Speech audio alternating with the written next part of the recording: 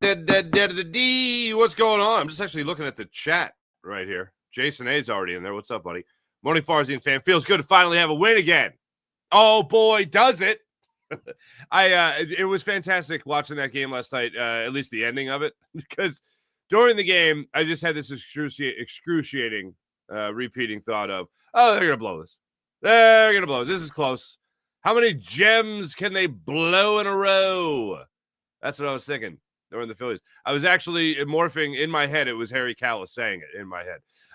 But I was watching the game, and I couldn't believe the bases loaded, no out situation.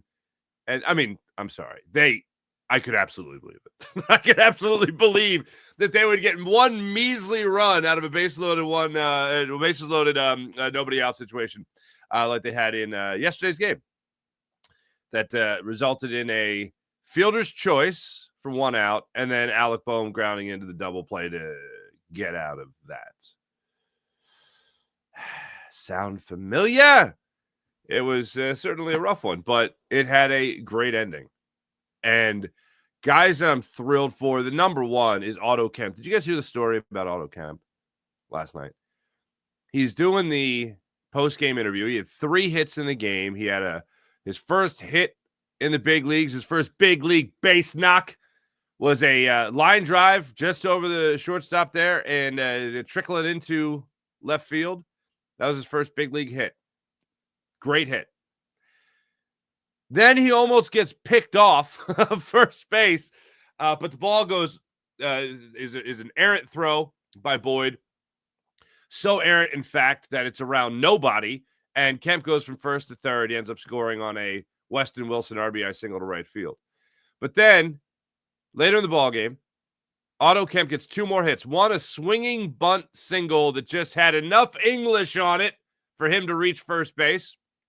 And then he gets a bunt single, an actual bunt single in the 11th inning to make sure the Phillies hit parade kept on coming on their way to win. So a 3-hit game in the books. And after the game, Tom McCarthy asked him, so this is your first time in the stadium, I'm hearing? And the Iron Pigs have opportunities to be at Citizens Bank Park without being members of the big league ball club just yet. And he passed up on opportunities. He did not go to Citizens Bank Park. He said he didn't want to go to Citizens Bank Park until he was wearing a Phillies uniform, until he made the show, until he made it to the big leagues. And this was his first game at Citizens Bank Park. They win off in walk-off fashion. In an anemic offense, he scores a run, gets 3 hits, and that's his first time at Citizens Bank Park. How incredible is that? So he loved it. His family was on hand yesterday, and they got to drink it all in when it came to watching his first performance at CBP. So that was a story that just made me feel great. Last night, the way the game ended, the way the game went for for Otto Kemp was great. Zach Wheeler coming back from his paternity leave. Little Goldie, adorable little girl. Goldie Wheeler. Love it. Beautiful. Comes back. He has not historically pitched well on extra rest. And that was going in the back of my mind, but I had already had enough bad thoughts about the Phillies. I didn't need to add on to it with, well, Wheeler's going to be terrible because he's got like 10 days between starts. It's going to be awful. Well, nope, he came out. And although his put away stuff it wasn't as abrupt as we have known it, 103 pitches through 6 innings is a lot of work. There was a couple of instances there. I forget what inning it was, but he got up in hitters. He got 2 strikes on hitters. 5th inning. Would go up with 2 strikes on hitters, and then in that inning in total, they fouled off 7 balls at just 2 strikes. 7, they had 7 foul balls with just 2 strike counts. So Wheeler with the put-away pitch, they were getting on it a little bit, so maybe if there's any rust, that was it, where maybe the sweeper didn't sweep as well, the fastball didn't run as well, and just little things like that. But still, 6 innings, 1 run coming back. The only run you give up is on a solo home run by Kyle Tucker and the second batter you face in the game. And you don't get the win, you don't get the loss. But sharp enough to go 6 innings, 1 run, 7 strikeouts still. So still, he had put away stuff working at some point. But yeah, little things like that in the 5th inning there, where normally you're just seeing a quick inning. There was some good job by the Cubs. I guess they're a good baseball team, and they were able to stay alive in some of those at bats and give them I believe it was a 28 pitch inning. So that's not great. But anyway, 6 innings, 1 run. Love that for him. Brandon Marsh last night with the walk-off was great. JT Realmuto getting the big hit to keep that going. That was great to tie the game after Carlos Hernandez allowed the Cubs to take the lead in the top of the 11th inning. Jordan Romano had a 7-pitch 10th inning. That was great. Phillies had a lot of things go right for him yesterday. Phillies made a lot of things go right for him last night. And here's the bottom line. 5-game losing streak gone. The Phillies have now won 1 in a row. Make it 2 in a row. Then after that, you got yourself a little winning streak. Mick Abel's on the hill tonight, by the way. We'll get a little bit more in depth in the game a little bit, but that was just a wild ending. And, of course, it went 11 innings. Eagles, mandatory minicamp. Eagles, Jair Alexander? I'm absolutely – look, the minute somebody gets – this is what I always tell you when anybody of note gets released and whatever, and Jair Alexander is definitely one of the guys. They're always in.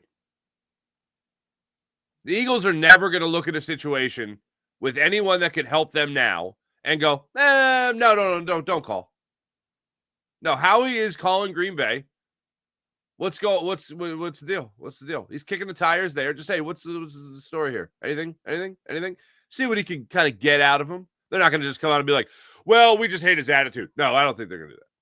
But yes, the Eagles should absolutely look into bringing in Jair Alexander.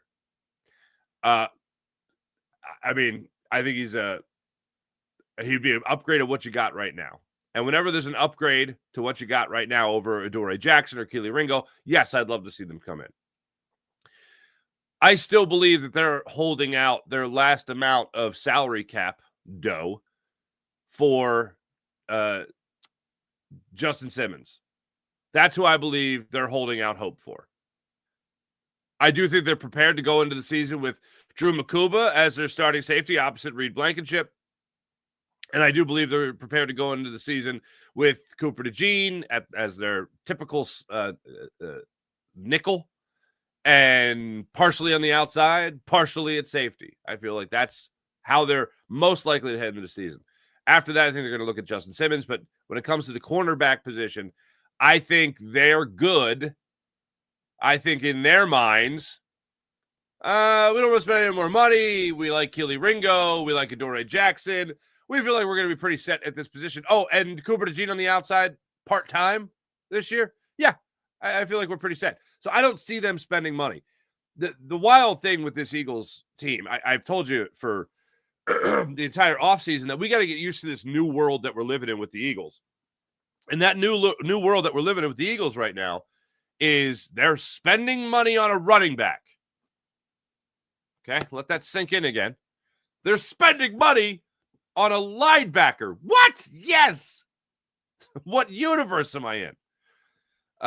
So where's the other money? We're spending money on corners? Not really. No, not really. Spending money on safety? No, not really. Then what are the Eagles spending money on? Oh, they're gonna spend money. I mean, they're spending money on that offensive line. They're spending money at the wide receiver position. Even though Brock Purdy just got a better deal, they're still spending money at quarterback with Jalen Hurts. And, yeah, obviously they're spending money on the aforementioned running back, Saquon Barkley. We got to get used to this world where the Eagles are allocating the dollars. So it's a little bit different. And we also got to get used, and this is where the change comes in here, because we've talked about all that before. We really got to hunker down here and see where Howie Roseman spends this money next year and the year after that. When it comes to Jalen Carter, the potential of Jordan Davis, that's what they really got to look at. If they're going to bring back Reed Blankenship, that's another question. And then Quentin Mitchell and Cooper DeJean are going to be do some big bucks as well down the line. So not only are the Eagles just throwing a whole bunch of money at that offense, they're due a whole lot of money to that defense. So Jair Alexander, whatever it would cost in the offseason, I don't see the Eagles bringing him in, but I do see the Eagles kicking the tires. Because as I told you, they're always kicking the tires. Something comes up, something's available. Even if they had no interest whatsoever, even if they heard, oh, maybe Jair Alexander is going to be available, they're never just blowing it off like, nah, how can he help us? Well, he's better than what you got, number one. It's a question of whether or not you want to spend that money in the upcoming season. Like I said million times before, Justin Simmons is the guy I see signing a 1 year, $6 million deal, $8 million deal, that kind of thing, to be the Eagles' free safety on a 1 year deal. Another prove it year, if you will, for him. I think he's holding out hope that, not that you're rooting for injury, but if you're in his position, you're holding out hope that there's something that happens at training camp, mini camp, something where all of a sudden, oh, man, we need a safety. All right, overpay. That's what I think he's holding out hope for. But Eagles have OTAs today. It's the only mandatory one. Nick Sirianni is supposed to address the media this afternoon. You'll have select players address the media as well. And I look forward to hearing what they all have to say about how everything's coming together. And then after this, you got training camp before you know it. After this, you'll have the period of, all right, everybody, don't do anything stupid. We don't need any legal issues. All right? We don't need any drama. We don't need any of that. We just need you to relax. Go out and buy the latest video game. Go out and go to the movies. A lot of Netflix. A lot of streaming whatevers. Enjoy yourself.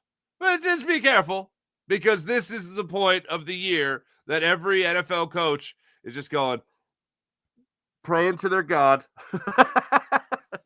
Please, please, please, please, don't let my guys do anything dumb over the next month plus.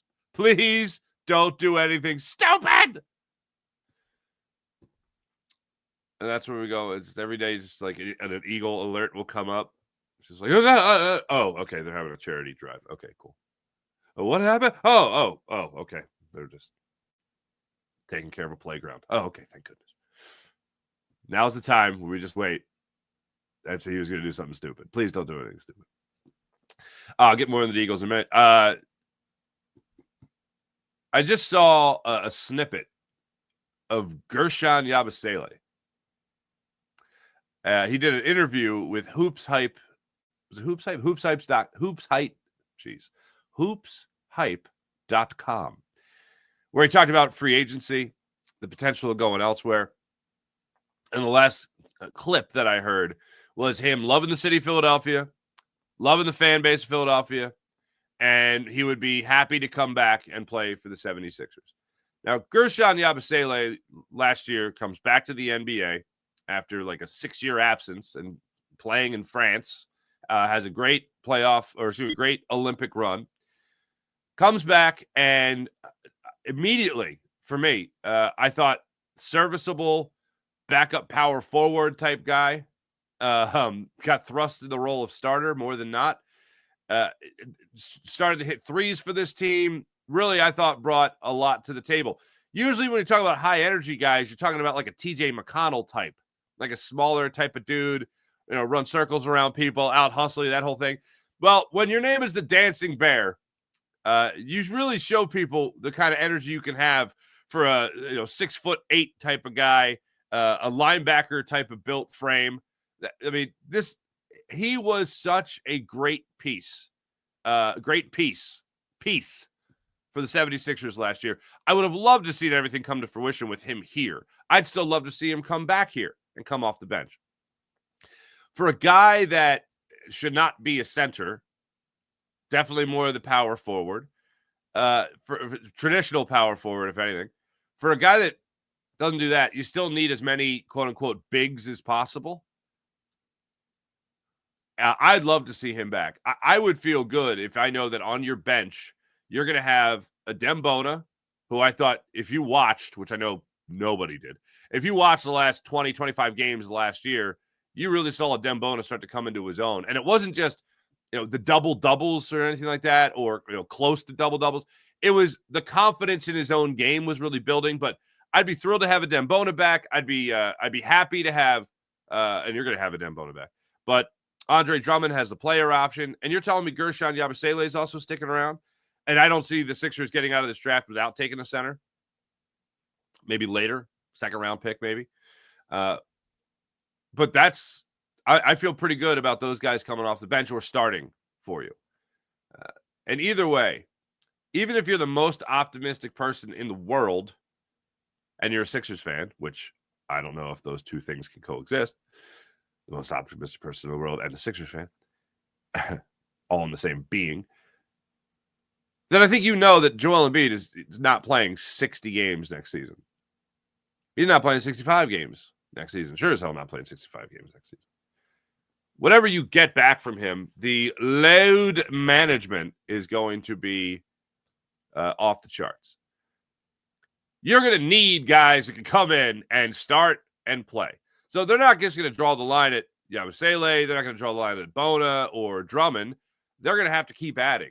And if not someone who's a legit center, then they're going to have to add somebody that can at least play the position with a little bit of physicality. You're going to need a bench. You're going to need a damn pit crew to keep that center position playing at any semblance of a decent level next year. I've laid out a lot of my Sixers comments recently on Sixers Locked On Sixers daily podcast that I do now with Keith Pompey. And what the overriding thing of it all is what's always overriding everything, which is, well, what's Joel Embiid doing? Is he healthy? Is he playing? Does he feel good while he's playing? Is he in shape? All right. That's how far they'll go. I do believe in the upcoming season he's going to have to take a step back because I don't see him returning to an MVP caliber player. I would like to see him threaten to be an all-star, but I doubt that's even going to happen. But if they can bring back Gershon Yabusele, that'd be a very nice retainment, I'll call it, for the 76ers. The three things I really learned last year through watching those last 25-plus games is that Quentin Grimes can run a second unit. I know people get caught up in 28 points in a game, 30 points in a game and all that. Somebody's going to score. He can shoot. He's going to score. So that doesn't really mean much to me other than the fact that you watch him play and go, oh, this guy can run a second unit off the bench. I like that. Not including Jared McCain because that was the beginning of the year. I think you got a player there. But I think you also got a backup center in a Dembona. I thought he showed enough flashes last year to say that, all right, if you got a full off season of knowing you can play at that level, where can you start out in the upcoming season? Definitely learned that. And then Gershon Yabusele is definitely somebody I'd like to see back in the 76ers uniform. So there you go. We'll get more on that with Keith Pompey later today. I think we're going to go live today at 10 o'clock. Busy day today. Farsi show, Locked On Sixers at 10. Noon, Locked On Eagles. Jason Martinez, Harry Mays, Louis DiBiase, and yours truly.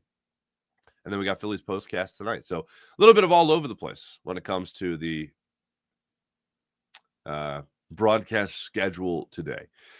Let's go back to your Philadelphia Phillies to talk about last night's game. First off, I hope you guys enjoyed it, at least the ending of it, as much as I did. Phillies started out real quick in that first inning with that solo home run by Kyle Tucker. 1-2 fastball that just got way too much of the plate, and Kyle Tucker put a good swing on it, put it out the right field for a solo home run. 19 pitches in the first inning for Zach Wheeler. He did get 3 strikeouts. He got Happ on a 2-2 fastball rising 98 miles per hour. Welcome back, Zach Wheeler. Then he gave up the home run. Then he got Suzuki looking at a sweeper. And then he got Crow Anderson out there on a curveball. 3 strikeouts in the inning and a solo home run. Put away stuff good early. And then, as I mentioned before, kind of went away. But second inning there, has a good inning as well. Gets another strikeout. That one to Bush on a 3-2 cutter. Horner grounded into the 6-4 fielder's choice to get out of that one. Then you had Phillies really not doing anything offensively to help him out until the fourth inning. This was an interesting fourth inning. Fourth inning, top of the fourth inning, Dansby Swanson hits a ball on a rope down the left field, down the third base line. Otto Kemp, Mike Schmidt, Brooks Robinson style, lunges to his right, makes a great diving stab to rob Dansby Swanson of extra bases.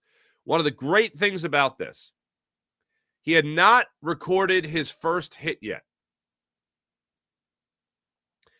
In the second inning, Kelly's at the plate, hits a little humpback liner to Otto Kemp at third, in between third and short. Otto Kemp makes the pursuit, ball glances off his mitt, and he gets the error. He gets charged for the error. So you got a base runner there. Nothing came of it. So he makes a great defensive play, comes up to the plate, as we talked about earlier, and gets 3 hits later in the ballgame. You love that. But fourth inning, Kyle Schwarber leads off with a walk after a 1-2-3 inning, by the way, for Zach Wheeler in the top of the fourth. Bottom of the fourth inning, Schwarber works a walk. Bohm gets a single on a first pitch fastball. Castellanos gets a single to left field. Bases loaded, nobody out. Mound conference for the Cubs. JT Realmuto steps up.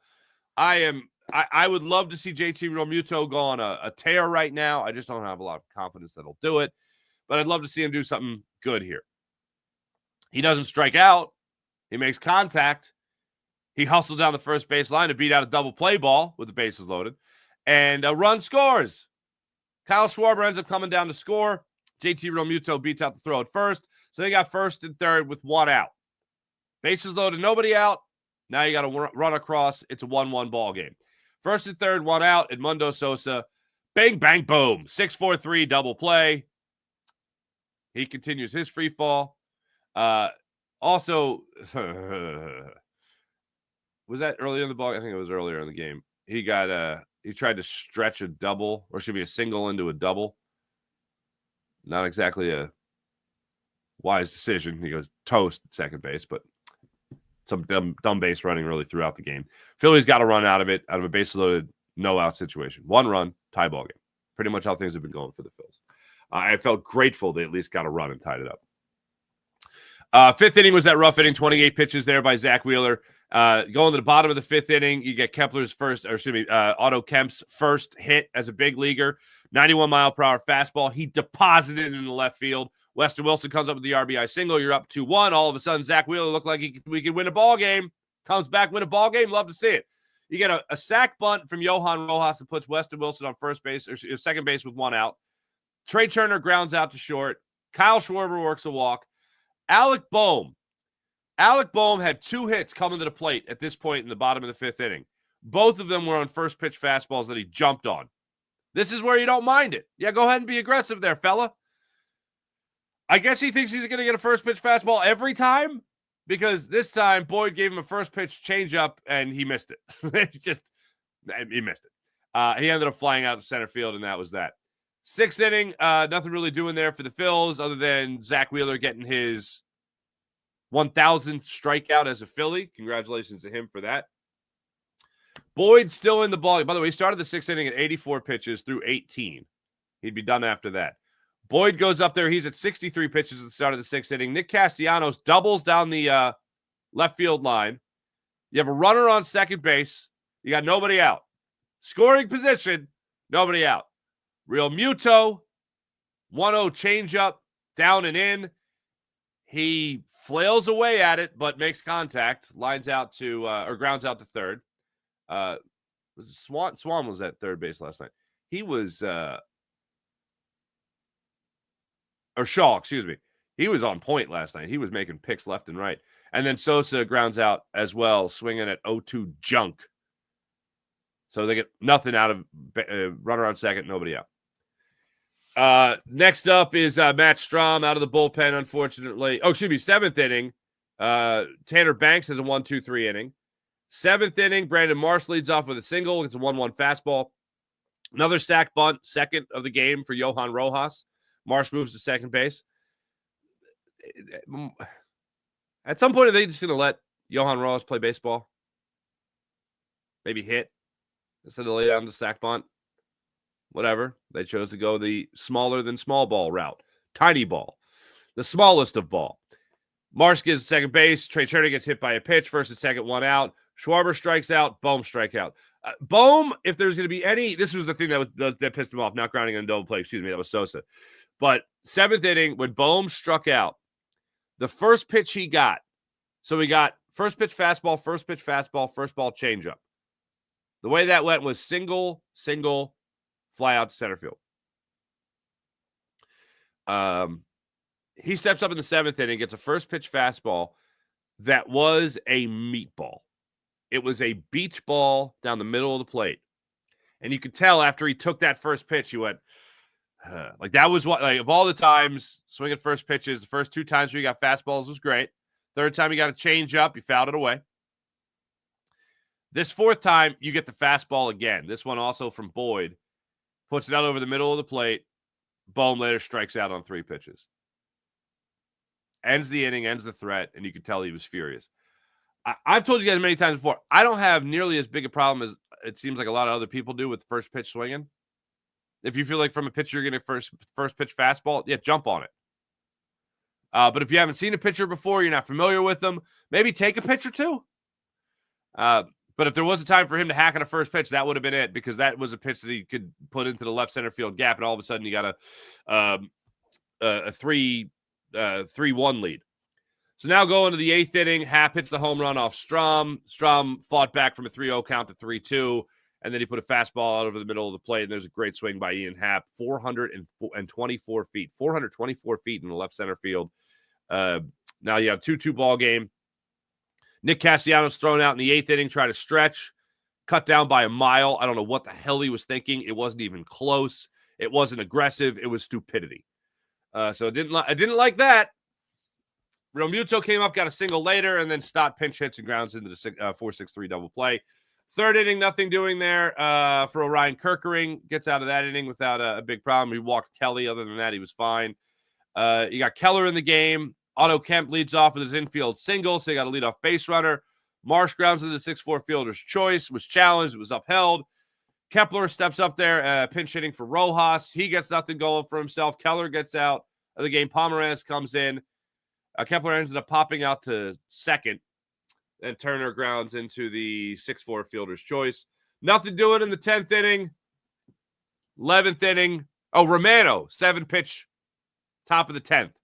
11th inning, Crow Armstrong gets the RBI double. They shut it down after that. Phillies come up in the bottom of the 11th inning, and JT Realmuto, you got to feel great for him. For all his struggles at the plate, he gets the game-tying 3-3, game-tying RBI single to right field. That brings in Nick Castellanos. Bryson Stott lays down a bunt base hit. First and second, nobody out.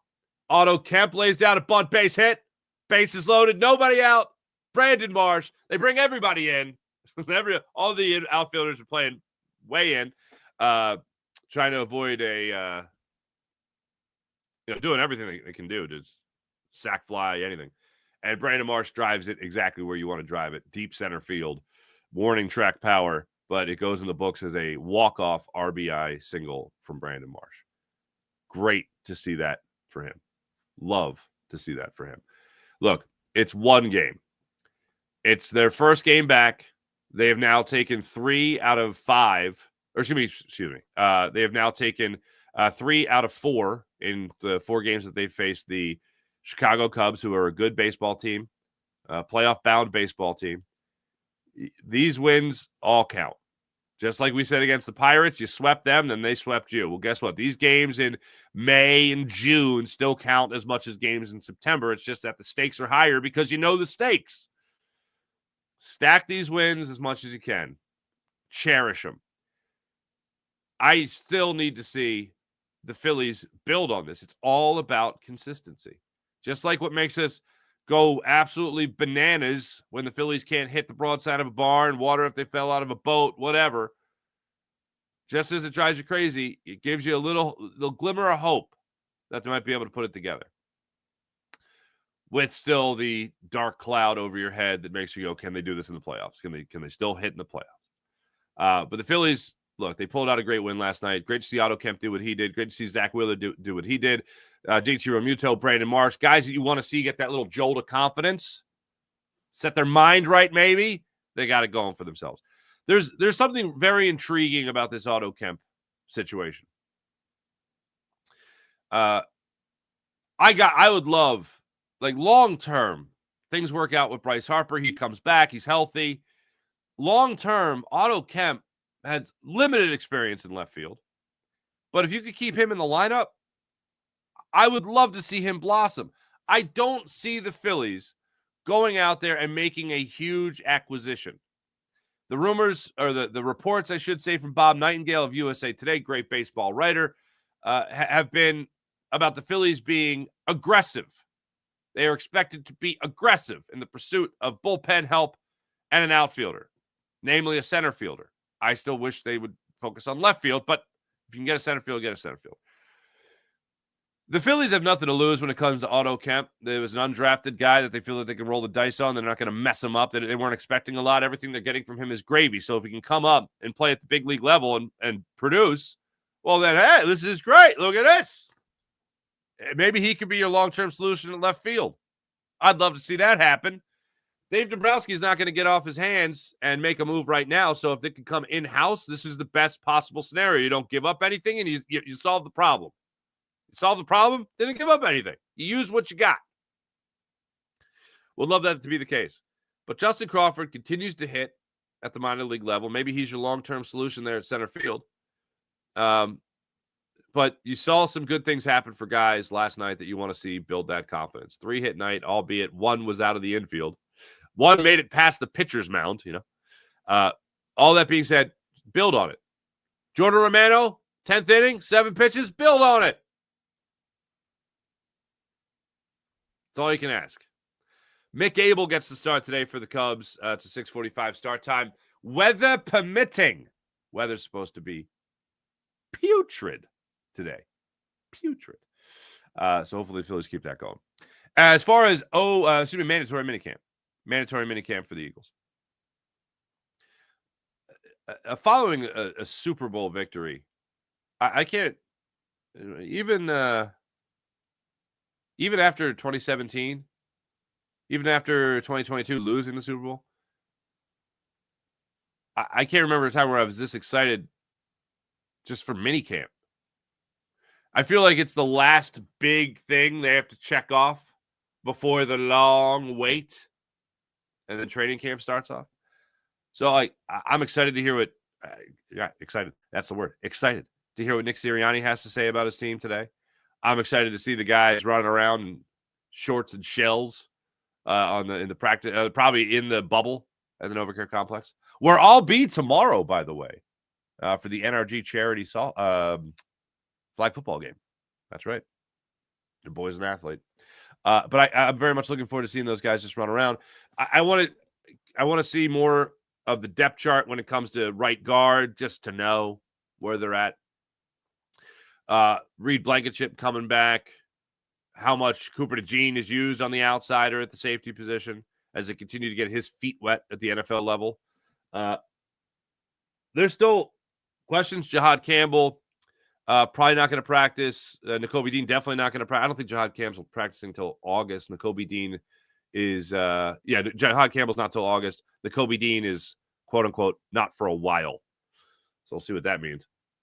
But I just want to see all these things still come together and where the Eagles are at before their long layoff, before training camp. And then just like that, before you know it, the season will be upon us. So I do look forward to all that. Hey, let me tell you about the Game Time app. Download the Game Time app, create an account, use promo code Farzy, and get $20 off your first purchase on the Game Time app. Want to go to the concert, the comedy show, the big event? Game Time app has you covered. They take the guesswork out of buying tickets on the Game Time app. You can actually view your seat before you buy it. And how about this? The Game Time picks feature on the Game Time app. You know what that does? That filters out all the fluff. It gets you right down to it. The best seats at the best prices on the Game Time app. So once again, download the Game Time app, create an account, use promo code Farzy, and get $20 off your first purchase on the Game Time app. How about PHL Sports Nation, Philadelphia Sports Nation, enhancing your Philadelphia sports fan experience across all social media and blogs? That's PHLSportsNation.com. Sky Motor Cars. How about Sky Motor Cars? Brett's amazing inventory. Check it out at SkyMotorcars.com. Let's get into the chat check and see how wonderful people are doing on this fine morning. Sean Kilrain, hello. Kevin, what's going on? William Stark, what's popping? Sean Kilrain, Philadelphia Phillies are 37-28 through 65 games, 4.5 games behind the New York Mets in the NL East. That's where they sit right now. But they were one game up on the St. Louis Cardinals yesterday in the wild card standings, because that's where I'm at in my life right now, where I check the wild card standings in June. That's not right. There it is. Okay. The Phillies, the Giants, and the Padres are all wild card teams right now. The St. Louis Cardinals were off yesterday. They're a game and a half out of a wild card spot behind the Padres. Brewers are in the hunt. Reds are in the hunt. Diamondbacks 5.5 games out of a wild card spot. Braves, Nationals are 7 games out. Braves are 9. The Miami Marlins are 12.5. And the Colorado Rockies are 25. Yeah, that's right. We just went down the wild card standings. All the way down. Went all the way down. No, I'm not a quitter. You know what I mean? Sean Gillespie, more. Let's have more. Sean Gillespie, good morning. Good morning. Jason A., I know not everyone likes Marsh, but I swear there's so many times he creates a spark for this team. He's one of my favorite Phils. Here's the thing with Brandon Marsh. I see the news with the Phillies looking for a center fielder, and I'm like, that ain't it, man. You can live with Brandon Marsh as your center fielder. You'll be fine. Left field, to me, is the gaping hole of this team. I'll be fine with Brandon Marsh and Johan Rojas splitting time in center field. Would I love for Justin Crawford to just come up, be ready, and mash? Yes, I'd love to see that. But I don't think the Phillies are going to resort to that this year. I don't look at Brandon Marsh. Now, this is the question, because historically he has not been able to put these kinds of months together. But Brandon Marsh came off the month of May, where he was hitting about 298. He was getting on base at about 370. Give you the full numbers on him. I know overall his numbers of a 228 batting average with a 331 on base percentage don't make you go, huh, that's great. They make you go, we can do better than this. 27 years old now. It was better than I thought. 298. He hit 298 in the month of May with a 385 on base percentage. That's pretty damn good. In 15 at-bats in June, he's hitting 333 with a 444 on base percentage. Yeah, that's pretty good. Over the last week, 286 with a 412 on base percentage in 14 at-bats. Hey, like you can do okay there. Now, the problem is, there's going to be moments where a long moment where he just kind of shows you who he is. He had a horrible start to the season, so maybe we're talking about something different if he's even mediocre at the beginning of the year.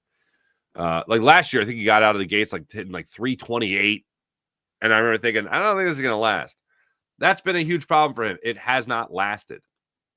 And going back to last year's numbers, here, I'll give you those two.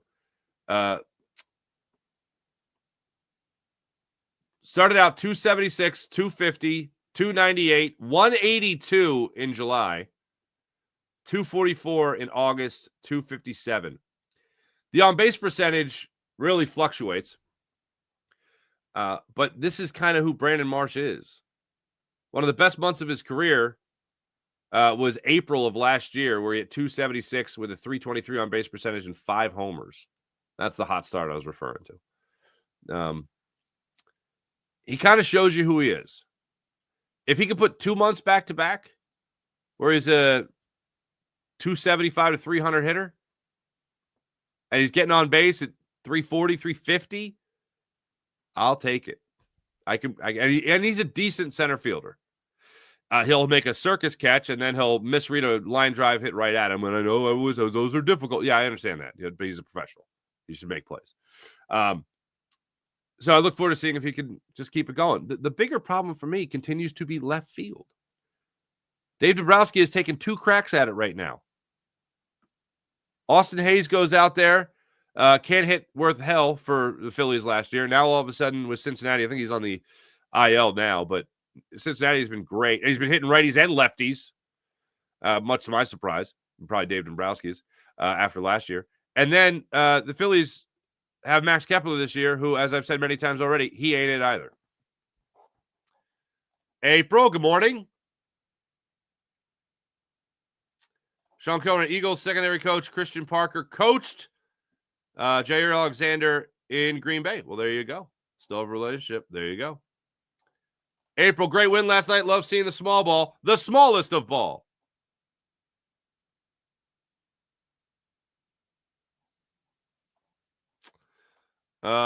Jason A says he's good on Alexander. No thanks.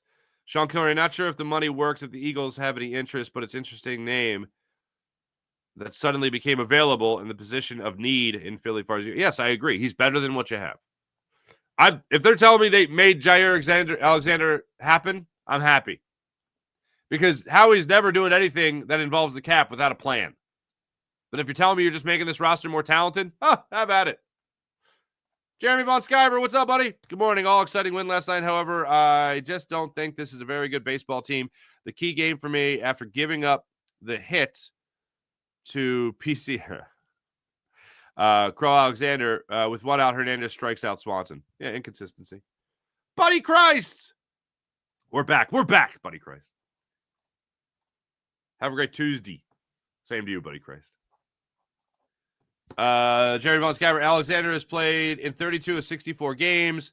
His best football is clearly behind him, but I wouldn't be opposed to signing him on a one-year deal. I'm right there with you. I don't see this as being a long-term deal. Eagles training camp July 31st. Hell yeah. First game start for it. There you go. Jason, Yabusele is gone. No way we can afford him. You're probably right. He was speaking like that. Like when he first talked about, the first time, whenever somebody's talking about the first time they get the test free agency, I'm always like, okay, they're gone. Like if there's that excitement about, oh, what's available to me, I'm like, they're probably gone. But I don't. I'd like for the Sixers to bring him back. I'm not betting on it though.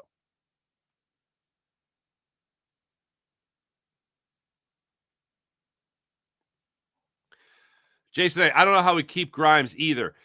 Grimes sort of reminds me of Kelly Oubre, where I think he's a much better player than the contract dictates. I forget what it was with Oubre, but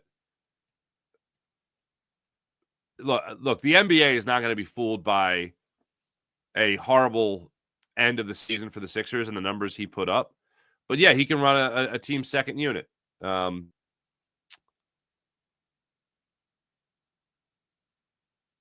There has to be willingness, obviously, for both sides, but I see them being able to afford Quentin Grimes in a similar way that they were able to afford Kelly Oubre, who's a starter.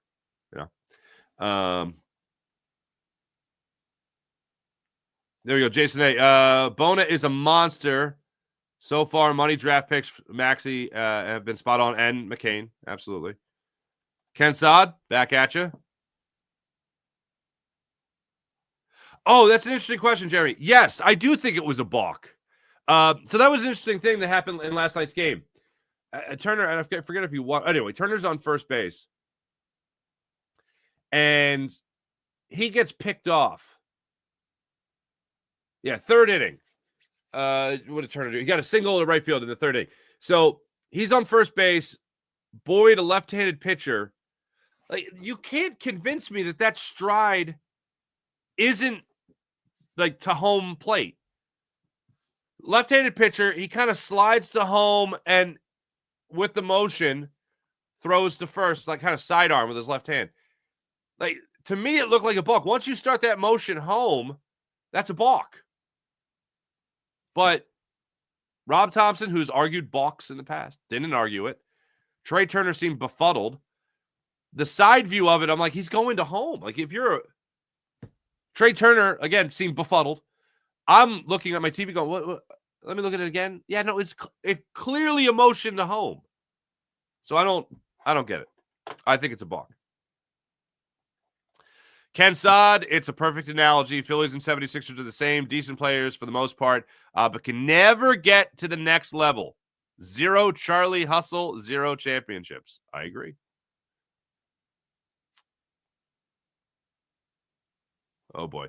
I don't see them trading. Jeremy, I don't see them trading Painter. I don't see that happening. But if you could acquire either Duran or Chapman, I'm in favor. Jason, it's sad we need Yabusele. Yeah, I know, right? Danny Prado, what's going on, buddy? Jason, we need players like him, and we need to draft ace. The smart money is the Sixers draft Ace Bailey. After that, you can look at VJ Edgecombe. You could look at Trey Johnson. You could look at trading back and getting Connor Knippel. I don't want any of those things. The only thing I want the Sixers to do is draft Ace Bailey at number 3 overall and let everything else work itself out. It's the only thing I want the Sixers to do. Draft Ace Bailey. He is the combination of perfect fit. He is a combination of the perfect player to have at that spot. He'll most likely be, not only the perfect fit, but also the best player still available with the highest ceiling. So that's where I want the 76ers to go in the NBA draft, which, by the way, is 15 days away. How about that? Did I miss anybody? Right. Good morning, Farzi and friends. Wine 22 baby franchises. Long live Jerry Jones. Nothing new. F the Washington football team. That's a hell of a way to start your Tuesday. Thank you very much. Appreciate everybody. Thanks, everybody in the chat. You guys are great, as per usual. Let's get to the morning rush brought to you by Sky Motorcars. SkyMotorcars.com. Eagles mandatory minicamp today. I got the Eagles schedule, media schedule, so you could see what's what with the availability. And, of course, it just – no, there it is. All right. 2:10 today, Nick Sirianni's press conference. 2:45, practice begins. I know they do this strategically, but the coach speaking before practice, I'd rather – you get better substance when you talk to the coach after. How do you think things went today? Good. Hey, I saw this and the other. Oh, yeah, we're trying about that. Like, that's much more detailed and important information. 4:30, select players available to the media. So that's the way that's going down at the NovaCare Complex today. Phillies, as I mentioned, they're back out of Game 2 against the Chicago Cubs in South Philadelphia, 6:45 start time, weather permitting. Mick Abel gets the start. He goes against another righty, Colin Ray. 4-2 in the season with a 3.59 ERA. Mick Abel 1-0 with a 1.79 ERA, coming off a blown performance by the Phillies bats and the Phillies defense in that game against Toronto, north of the border there against the Blue Jays, that blew the opportunity for Mick Abel. Colin Ray, 34 years old, taking on the Philadelphia Phillies, coming off a 5 1/3 scoreless inning affair against the Washington Nationals. But prior to that, back on the 30th and the 24th, faced the Cincinnati Reds twice in back-to-back starts. 12 runs, all of them earned. Hopefully we see that guy and not the guy that just had 5 1/3 scoreless. He did pitch against the Phillies back on the 25th of April in that series after the Mets series where the Phillies started to get back on track. 5 scoreless innings in a 4-0. It was a game 1 of that series. 4-0 Cubs win. Phillies need to crack the code against Colin Ray in this matchup today. Thanks for watching. Thanks for listening. Hey, if you like me, well, then you got a lot of me today. Farzi show concluding now. Locked On 76ers coming up on the Locked On 76ers YouTube channel at 10 o'clock. Locked On Eagles Squad podcast, live recording at noon today. Talk all things Eagles. And then tonight, hopefully, weather permitting, we'll have a Locked On Phillies postcast. Look forward to all that. Thanks for watching. Thanks for listening. My name is Mark Farzetta. Make sure you guys like and subscribe to Locked On Sports YouTube channel when it comes to your Sixers, your Phillies, and your Eagles. Make sure you like and subscribe to the Farzi Show YouTube channel. Make sure you like and subscribe to the Jacob Media YouTube channel as well. Thanks for watching. Thanks for listening. My name is Mark Farzetta. Have a great rest of your day. See you guys throughout.